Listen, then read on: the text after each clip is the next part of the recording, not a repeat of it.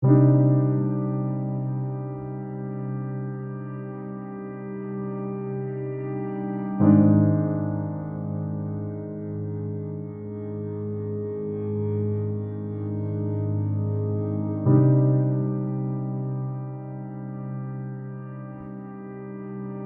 and gentlemen, vous écoutez Close-Up Dramatique, le balado sur l'âge d'or d'Hollywood.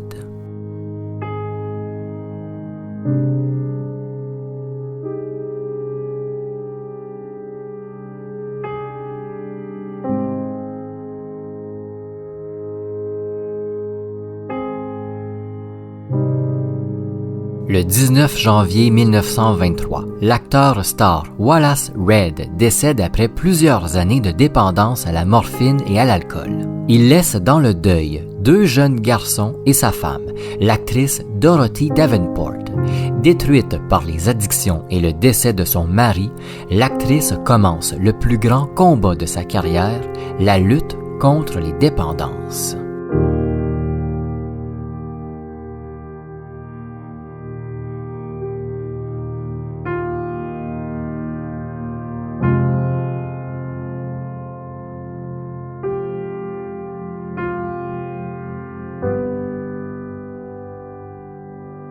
Jason Duval avec vous pour ce nouvel épisode de Close-Up Dramatique. Aujourd'hui, suite un peu de la semaine passée, en fait pas un peu directement, je vous parle de Dorothy Davenport, la femme de Wallace Reid. Wallace Reid, acteur star du début du cinéma, il a connu une célébrité incroyable pendant les années 1910. Mais en 19, blessé suite à un accident de train, il va devenir dépendant à la morphine, mais aussi à l'alcool. Sa femme, Dorothy, elle va tout faire pour aider son mari, mais en vain. Il décède à 31 ans en 1923. C'était un mince rappel de la semaine passée. En faisant ces recherches sur l'acteur, je me suis retrouvé plongé, sans le vouloir, dans l'histoire de Dorothy Davenport, et je me suis dit que c'était impossible que je ne fasse pas un épisode complet sur elle. C'était impossible qu'elle soit seulement une mention dans l'épisode à propos de Wallace Reid. Aujourd'hui, je suis vraiment très heureux de vous parler de cette actrice qui, après le décès de son mari, va livrer tout un combat contre les drogues, toutes les addictions et les dangers. Elle a vraiment été une inspiration pour plusieurs militants à ce sujet d'ailleurs. Mais avant cette ultime lutte, qui est Dorothy Davenport?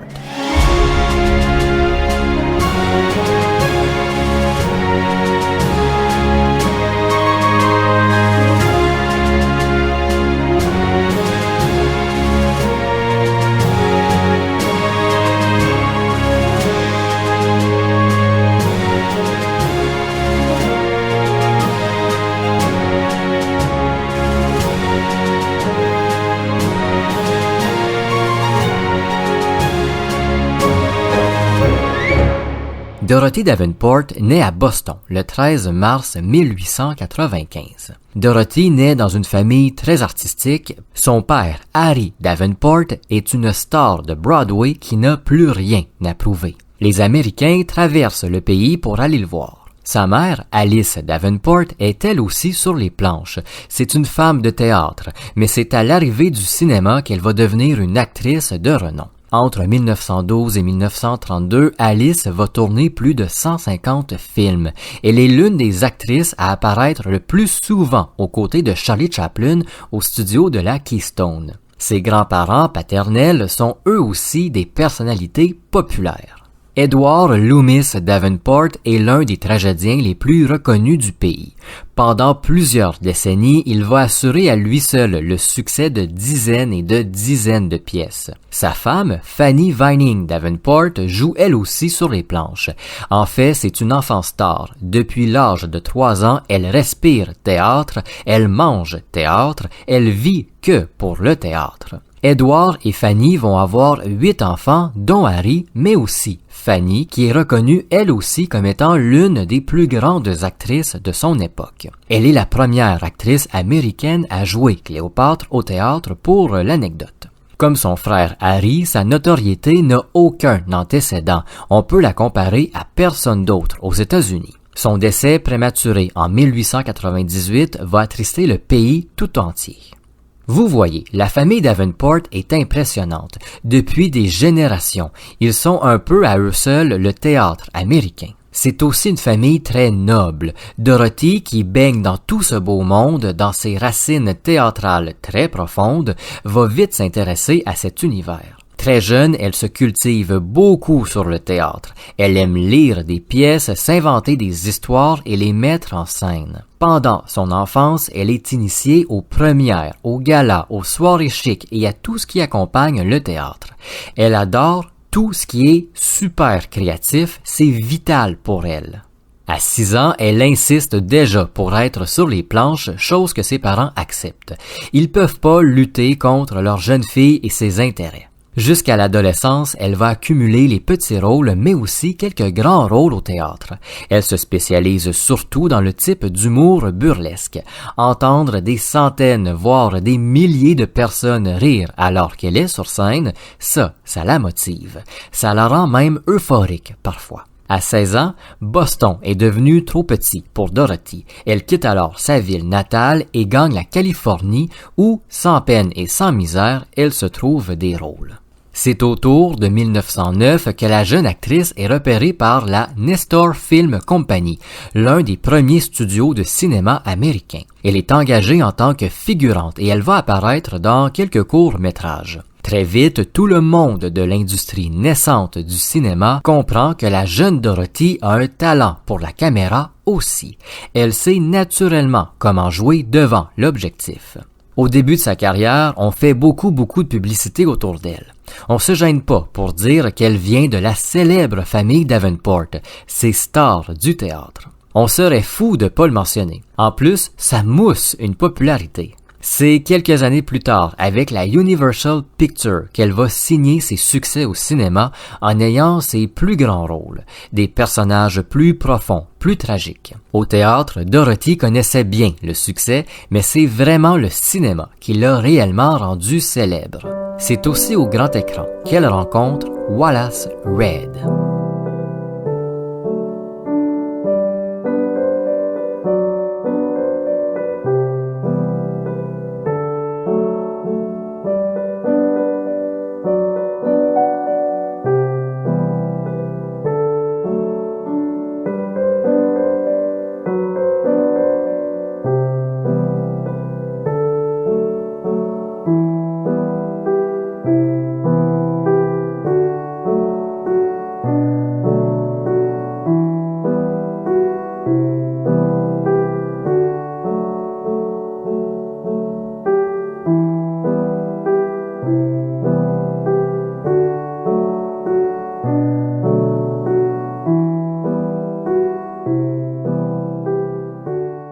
En 1912 environ, Dorothy est prêtée au studio Universal Pictures, avec qui elle n'a pas encore signé. C'est une actrice populaire, on connaît son nom, mais elle reste une débutante, comme la majorité des premières stars du grand écran. À la Universal, il y a un acteur qui fait beaucoup parler, un certain Wallace Reid.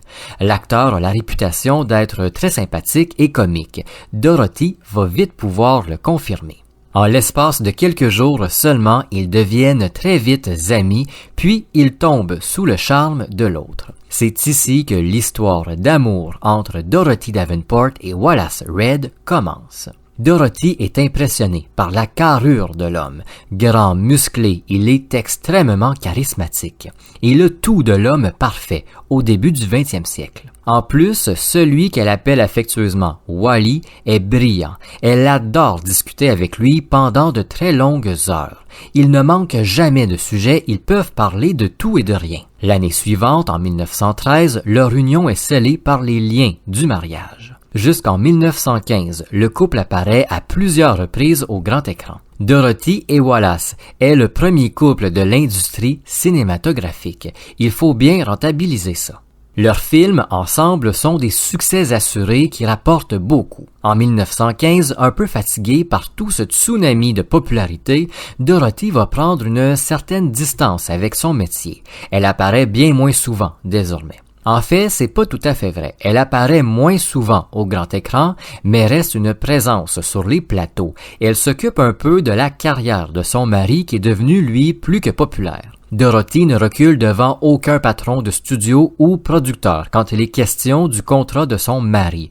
Elle négocie son salaire et surtout ses profits sur ses films. Elle a un côté femme d'affaires avant l'heure. En parallèle au cinéma, à quoi ressemble la vie du couple une fois les plateaux quittés? C'est un peu un rêve. Wallace est un mari très affectueux. À l'écoute de sa femme, Dorothy ne peut rien lui cacher de ses peines, de ses doutes. Leur vie est tranquille. Ils lisent beaucoup ensemble, s'éloignent un peu des soirées de gala et de premières. C'est pas leur sortie préférée, puisqu'ils sont très souvent pourchassés par les journalistes. Ils sont très casaniers. En 1917, c'est avec le plus grand bonheur que le couple accueille leur premier enfant, un petit garçon en pleine santé, Wallace Reid Jr. C'est après son premier enfant que Dorothy va prendre une vraie distance avec le cinéma. Elle veut se consacrer à sa vie de famille, à son fils, mais aussi à son mari pleinement. Elle connaît son rythme de travail effréné et veut que tout soit en place pour qu'une fois à la maison, Wallace se repose et soit prêt à reprendre le boulot le lendemain. Face à cette distance, qui ressemble de plus en plus à une pause, voire même à une retraite, la presse spécule beaucoup. Même que les journalistes s'inquiètent de ne plus jamais revoir l'actrice retourner. On écrit que ce serait une perte immense pour les Américains. Cette pause va durer très longtemps, surtout après l'accident de train qui est victime l'acteur Wallace Reid en 1919. Un accident de train qui survient pendant le déplacement entre Hollywood et l'Oregon où plusieurs scènes du film Valley of the Giants seront tournées. Après l'accident, Wallace est hospitalisé quelques jours. Il a été blessé à la tête, à un bras, mais surtout au dos, où il va garder d'importantes séquelles. Il est à peine capable de marcher parfois. Pour soigner ce mal et pour qu'il poursuive sa carrière, les médecins lui prescrivent de la morphine, à laquelle il va devenir addict. Dorothy, au départ, voit cette prescription comme un cadeau, puisque son mari peut continuer à faire ce qu'il aime par-dessus tout, le cinéma. Sur les plateaux, Dorothy est encore plus présente. Elle s'assure que son mari prenne des pauses régulières, que le rythme n'est pas trop rapide et surtout qu'il prenne sa dose de morphine afin d'éviter une crise de douleur. Je l'ai dit la semaine dernière, je l'ai dit encore il y a quelques instants, mais Wallace Reid va vraiment devenir dépendant à la morphine. Il ne peut plus s'en passer. Il va aussi sombrer dans l'alcool. Deux dépendances qui vont le changer du tout au tout. Il est plus le mari affectueux, doux, drôle et enjoué. Il pique souvent des crises de colère. Il est très irritable, jamais violent physiquement, mais verbalement, il est très, très dur avec Dorothy. Même sur les plateaux, il lui arrive d'insulter sa femme qui veillait seulement à ce qu'il se repose. Un comportement que n'importe qui connaissait le sympathique Wally auparavant sait est anormal. Mais l'ancienne actrice est très patiente. Elle continue de s'assurer de l'homme qu'elle aime plus que tout et est surtout convaincue que tout ça n'est que passager. Si, sur les plateaux, pour ne rien envenimer, Dorothy reste calme devant les colères de son mari, à la maison, c'est tout autre chose. Elle se gêne pas pour le mettre devant sa triste réalité. La morphine aide peut-être à oublier la douleur au dos, mais affecte non seulement son physique, mais aussi sa capacité à tourner. Dorothy n'hésite pas à lui faire remarquer. Elle veut qu'il prenne conscience de la problématique. Confronté, Wallace s'écroule souvent en pleurs. Il le sait qu'il fait vivre un enfer à Dorothy avec ses problèmes qu'il essaie de soigner, mais c'est trop difficile. Ça revient toujours. Il explique à sa femme ne plus avoir le contrôle et craindre pour le futur.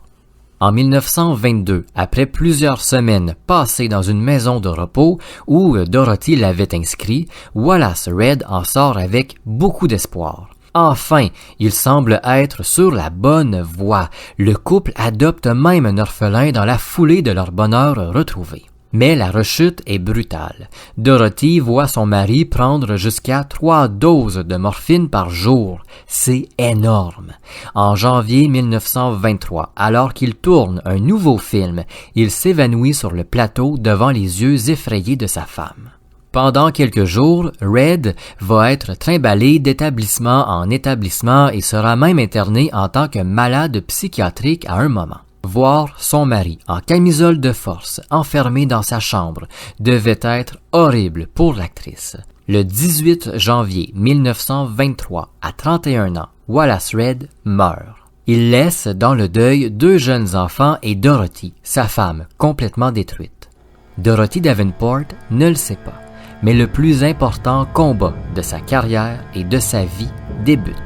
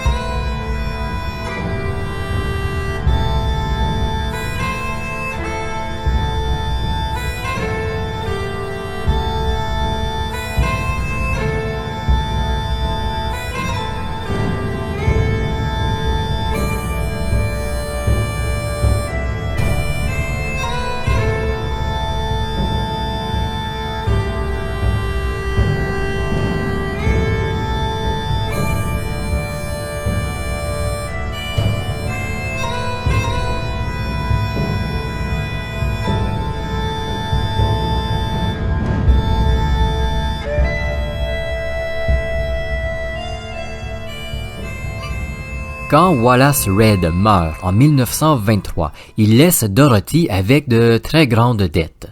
Dépendant à l'alcool et à la morphine depuis plus de 4 ans, il devait beaucoup d'argent au corps médical. Des dettes qu'elle va avoir bien de la misère à rembourser. Elle va piger dans ses économies et sera même aidée par la fortune de sa famille afin qu'elle ne se retrouve pas à la rue. Une fois tout remboursé et avec 2 jeunes enfants sur les bras, Dorothy comprend vite qu'elle ne peut pas rien faire. Elle ne peut pas porter le deuil de son défunt mari pendant des mois. Elle prend alors la décision de faire de son chagrin un combat. Quelques semaines après le décès de Wally, l'actrice rencontre Elinor Ince, la femme de Thomas Ince, très réputé producteur, afin de lui parler d'un projet. Elle veut réaliser un film choc, portant sur les dépendances aux drogues. Dorothy veut tourner le premier film anti-drogue. Elinor est séduite par l'idée et surtout elle comprend l'immense peine de sa bonne amie. Elle en parle auprès de son célèbre mari qui accepte l'idée. En quelques jours, Dorothy écrit le scénario de Human Wreckage, qui est tourné dans les semaines suivantes et sortira en salle avant l'été 1923. Malheureusement, aujourd'hui, en 2025, le film est considéré comme perdu. On ne sait pas s'il existe encore une bobine quelque part sur cette terre. Le film sera un succès monstre. Créditée en tant que Madame Wallace Red, Dorothy renoue avec le cinéma et y apparaît plus grande que jamais. Les médias sont plus qu'heureux. Le thème du film est percutant. On y voit des dépendances droguées devant leurs enfants, devant leurs femmes épuisées. On y montre explicitement les effets de l'addiction. On raconte non seulement le calvaire que vivent ces addicts, mais aussi celui de leurs proches. Des victimes collatérales qui, malgré le plus grand des vouloirs, ne peuvent pas toujours les aider. Dorothy accumule les entrevues, elle ne refuse rien. Elle veut parler du film, elle veut parler de son mari, de ses dépendances, de ses problèmes, elle veut parler d'elle, elle veut dire au monde entier les effets que ça a eu sur elle, sur sa vie et sur ses enfants. Dorothy Davenport devient le visage de la lutte contre les dépendances dans une Amérique en pleine évolution. Qu'est-ce qui rend son discours aussi percutant? C'est qu'il est un peu avant-gardiste pour l'époque. En 1923, au moment de la sortie de Human Wreckage, les dépendants aux drogues sont considérés comme des cas perdus, qu'il faut à tout prix fuir, renier même. Souvent, on considère que ces personnes sont issues de milieux pauvres, que c'est leur destin. Une majorité de médecins affirment même que ces addicts sont des cas irrécupérables, qu'il faut simplement les enfermer. Dorothy, elle, est loin d'être d'accord. Elle l'affirme même. Ce ne sont pas des personnes folles avec des problèmes de santé mentale. Ils ne viennent pas tous de milieux pauvres, au contraire. C'est très cher la morphine. 80 $ une dose, vendue légalement bien sûr. L'actrice n'a pas peur de dire que plusieurs grandes stars ne venant pas de milieux pauvres sont addicts aux drogues. Elle demande aussi qu'il y ait plus de mesures d'aide pour eux. Il ne faut pas les abandonner. Aucun cas est irrécupérable. Tout le monde peut guérir. Il faut du soutien, non seulement de leurs proches, mais aussi de la société. Évidemment, elle parle de son mari, Wally, l'amour de sa vie, du changement de caractère qu'il a subi à cause de ses dépendances. Son discours touche des centaines de milliers d'Américains. Son discours traverse l'océan et touche encore plus en Europe. L'actrice est appuyée par des médecins, des psychologues, des psychiatres et même par des politiciens. C'est vraiment impressionnant l'effet qu'elle a eu à ce moment-là. Fière de l'attention qu'elle possède, Dorothy décide de produire un autre film. Elle veut dénoncer à nouveau. Elle est consciente qu'un changement majeur peut survenir au pays, dans l'idéologie de la société même. Cette fois-ci, elle veut dénoncer les mauvais parents, ceux qui gâtent trop leurs enfants, ceux qui sont violents avec eux. Encore une fois, ce n'est pas une question de milieu, de richesse, tout peut arriver dans tous les milieux. Broken Laws est un nouveau film choc à succès. Pendant le reste de sa vie et de sa carrière, Dorothy Davenport va se consacrer à la sensibilisation d'enjeux de société, surtout axés sur les drogues et les dépendances. Elle va lentement, à nouveau, disparaître des écrans alors qu'elle coécrit plusieurs films. Jusqu'aux années 60, elle va donner des milliers de conférences partout aux États-Unis sur les traitements de guérison aux dépendances, ses effets non seulement sur les addicts, mais aussi à leurs proches. Elle veut que les gens connaissent son histoire, ses blessures et que ça peut arriver à tout le monde. C'est arrivé à Wallace Reid, son mari, superstar du cinéma, un homme beau, costaud, sympathique, un père formidable et un homme apprécié de tous.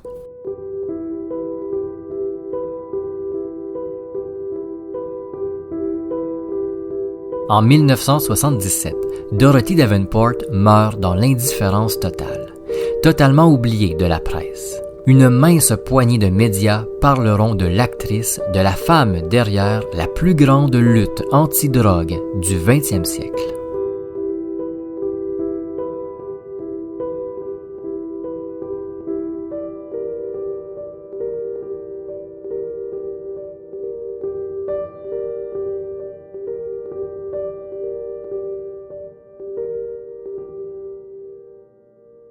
Merci d'avoir écouté Close-Up Dramatique. Si vous le voulez, vous pouvez laisser une note à cet épisode ou même au balado, peu importe la plateforme d'écoute. N'hésitez pas à laisser un commentaire, ça aide grandement au référencement de Close-Up Dramatique et ça ouvre la discussion. On se retrouve très bientôt pour un nouvel épisode.